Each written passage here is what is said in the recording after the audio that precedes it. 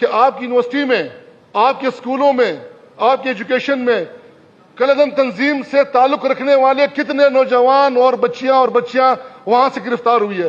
آپ نے ایک یونیورسٹی بند کی، آپ نے ایک اسکول بند کیا، آپ نے ایک ایجوکیشن ڈپارٹمنٹ بند کیا. یہ اختیار آپ کو کس نے دیا کہ آپ مدارس کو تعلق ہے؟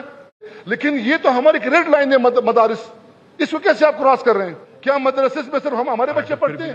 کیا آپ کے بچے نہیں پڑھتے؟ کیا مساجد میں آپ نماز نہیں پڑھتے؟ کیا مدارس میں آپ کے بچے نہیں پڑھتے؟ کیا درس و تدریس نہیں حاصل کرتے؟ اور جناب اسپیکر صاحب، پریشانی اس بات کی ہے کہ کچھ ڈپٹی کمشنر صاحبان نے ان علماء کی تذلیل کی ہے. ہم اپنے مدارس کو انشاءاللہ تعالی بند ہونے کسی بھی صورت نہیں دیں گے. جس پہ ہماری جان چلی جاتی ہے ہم اپنے لیے فخر سمجھیں گے کہ ہماری جان اگر اس پہ چلی جاتی ہے تو ہم شہید ہو جائیں گے، اور ہمیں چاہیے بھی یہی کہ ہم شہید ہو جائیں اپنے اسلام کے نام پہ.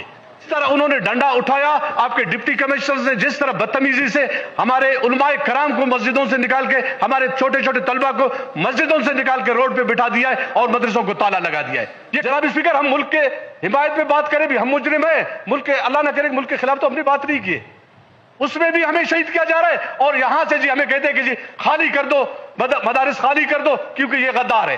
گورنمنٹ نے ہمارے ساتھ جو رویہ رکھا اور جس طرح طریقہ کار انہوں نے بنایا اور جس طرح ہمارے علماء کرام کی توہین کی اور جس طرح طلبہ کو ہاتھ سے نکال کے باہر نکالا، یہ ہمارے لیے قابل برداشت نہیں ہے. جناب اسپیکر، مدارس کو تالا لگایا جا رہا ہے.